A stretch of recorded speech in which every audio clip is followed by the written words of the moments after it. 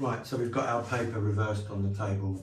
When they were pattern side up, number 1 was the first one I cut, then 2 on top, 3 on top, 4 on top. When you reverse them, number 1 is now at the top rather than the bottom, blank side up, ready to paste. So I've told you how to set it out. We've got our paste here. I've got in a scuttle with the roller I use for the PVA. I put my scuttle on a tub of paste, anything to lift it off the floor, because if you're bending right down to the floor, maybe after 1 wall it doesn't do you too much damage, but when you've done about 1,000 walls, it starts to hurt your back after a few years.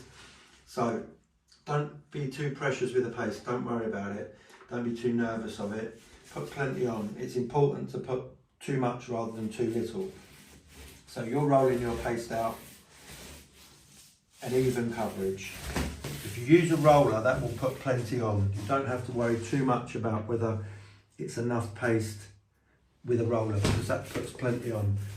Plenty of paste and then roll it out. If you see any little bits that have come out of the scuttle, that's a little bit of paint out of the scuttle that's softened up. As long as it's not a piece of grit or a piece of dirt that will show through. So roll up to the edge, with it as close as to the edge as you can without going over the edge.